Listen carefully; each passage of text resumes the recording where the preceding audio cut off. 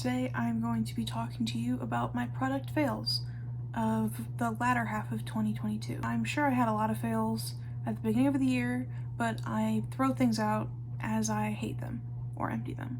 So these are the ones that I have with me and the ones that I can remember. I also talk throughout the year of things I don't really like. If I'm doing a get ready with me or just a regular vlog, you'll find out whether or not I like something. The first thing I have here, I don't actually have the exact product, but I have a version of the product. So I do not like the Glossier Balm.com lip balms. So I have this mint one here, and this is the only one I have left. Glossier has been showing up at TJ Maxx and HomeGoods recently, and I've gotten quite a few things from them. And I like a lot of the stuff that I've gotten, and I like a lot of the stuff that I've gotten from their actual website. But their balms, I do not like. They are a cult favorite, and I don't really get why. It could be a situation of the ones that I got were just expired, which is a very distinct possibility. But if I bought this one at the same time I bought the other ones, I don't know how that exactly would be the case, but I'm not like a logistics expert, so I don't know. These balms are really, really thick and goopy, and in general that's not a bad thing. If you want like an actual really nourishing balm, that's a good thing. But these are thick and they really have a very intense petroleum taste, like a petroleum jelly taste. And if you're going for Vaseline, that's fine, but they put scents and flavorings in here. So you have coconut or like pina colada as a sub note to glycerin and it just does not taste good. It's very thick and uncomfortable. Now for some reason the mint one doesn't have as bad of a taste, and the thickness is fine because I put it over top of a thinner balm. I just gently, lightly apply it. So not worth the money to me. These are really expensive if you buy them from the website. I think they're in the tens of dollars somewhere. Yeah, just stick with like a Carmex. It's the exact same thing, I promise. Even this mint one, I like this mint one, it's not worth it. The second thing that was a fail for me this year was the Charlotte Tilbury Wonder Glow Instant Soft Focus Beauty Flash. So this is like a glowy primer. You might have seen I used it a couple of times on this channel. I got this from my sister. So my sister has used it for a while. She gave it to me. I've been using it, but I just think it's nothing against the product itself. It's more in the sense that I don't think my skin texture is right for it. I have very oily skin, and this is just kind of heavy on the skin. Oh god. I put a red lipstick on, which I never do, and so I'm gonna be really hyper aware if any red lipstick gets on my teeth. It's just a little bit too thick and greasy for my skin. And honestly, it's not really that amazing of a primer to begin with.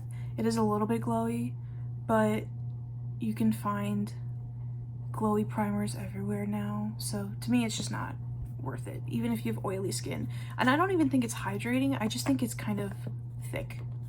So even if you had dry skin, I don't think it would be that great. The second Glossier thing, I swear I like Glossier. I know I have two Glossier things here, but I like them. I do. So Glossier has 3 of these serums. They have Super Pure, they have Super Glow, which I really like this one, and then I think the third one is Super Bounce, if I'm not mistaken. I really enjoy Super Glow. You can honestly, or I can use this in place of a moisturizer because it's such a moisturizing product. It has a weird, kind of smells like parchment, honestly, not my favorite. This serum has done nothing for my skin at all. It is a niacinamide and zinc serum, and I don't think it has done literally anything. It doesn't have a smell. It looks like I haven't used it at all, but I've used it probably 3 weeks in a row, and it just hasn't done anything. This is another one of those things I got at TJ Maxx. And I don't know, the texture of it is kind of like a slimy, it's kind of slimy, which is weird because it looks like water, but it's just got kind of like a slimy consistency, which honestly, weirdly enough, I kind of like. It feels nice on the skin.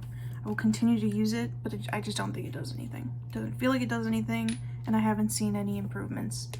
since using it. The next thing, I have been in need of a moisturizer, or I was in need of a moisturizer when I bought this product. And so I went to Walmart to get a moisturizer, and I couldn't find the one I wanted. So I picked up this e.l.f. Skin Pure Skin Moisturizer with oat milk ceramides and niacinamide. I hate this. This is like the worst moisturizer I've ever used in my life. This is thick. It is like, it doesn't let my skin breathe at all, and it's just not good. It's not even very moisturizing. It has a very odd, like, slippery texture to it. It makes me feel like my face is suffocating. If you want a very inexpensive moisturizer from the drugstore, get the Pond's moisturizer. Comes in a big white tub, has a blue strip on it. Best moisturizer ever. And it's like $6 maybe. I'll put a picture up here. I love it. It's great. Definitely much better than this. It's way too thick. Not even that moisturizing. Next thing is this Besame polish remover. I don't know if they sell this separately. I bought this in a set during the holidays. Let me get the set. So I got this set for Christmas. It was like $20 down from 50 something, and it had been on my list for like over a year. So it came with this and the polish remover, and I love the set. Everything in the set is great. Besame has lovely quality products, but this polish remover doesn't do diddly squat. If you're looking for a good polish remover, I recommend this Onyx Professional polish remover. It's constantly at TJ Maxx. Every time I go there, there's a ton of them, and it is the best polish remover I've ever used. It gets rid of everything, and it's really not that expensive. I still have the tag on it. So it was $4, $3.99, and you get a huge bottle of it compared to the Besame one. Love Besame. This just doesn't do anything. We're still on the skincare fails, unfortunately. For some reason, it just was not working out this year with me in skincare. Okay, so this one's really disappointing for me. It's the Origins Ginseng Into the Glow Brightening Serum. This had been on my list. Oh, why didn't you guys tell me when I have red lipstick on my teeth? This has been on my list since, I want to say 2020, and I really wanted it. I really want a very nice, like, vitamin C moisturizer or vitamin C serum, because I feel like I'm just lacking brightness in my skin. I feel like my skin's very dull. This I found super randomly at TJ Maxx, and you can see I used up, I mean now you can't because I just dumped it all over itself, but it's down to here. I've used over half of it, and I realized that it's been irritating my skin.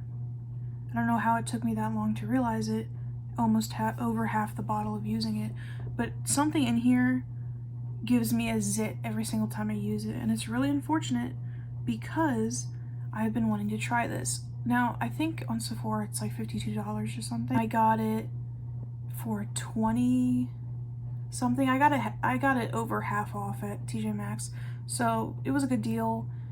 Just unfortunately, it doesn't really work for my skin, and I don't know why, because my skin is not very sensitive to anything.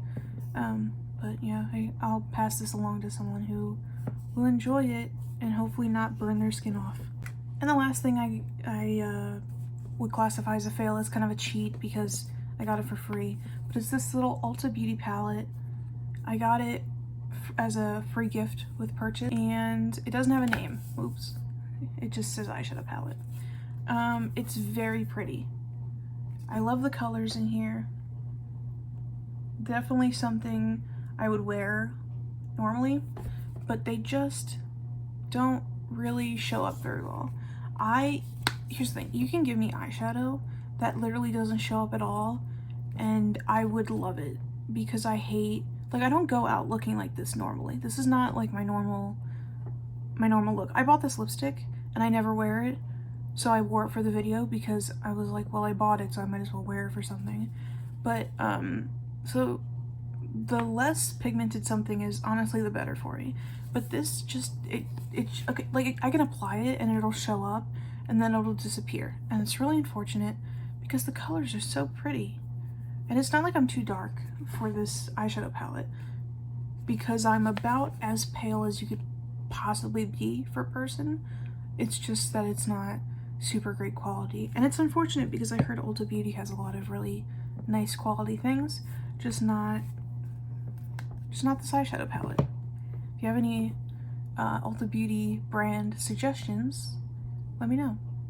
Okay, well, thanks for watching this video of a bunch of failed products that I have. The product faves video will be coming up soon, hopefully not too long after this one. I want to do more of these videos actually, because it's kind of fun to just talk about things that I don't like, that I unfortunately spent my money on. So, I will see you in the next one. See ya!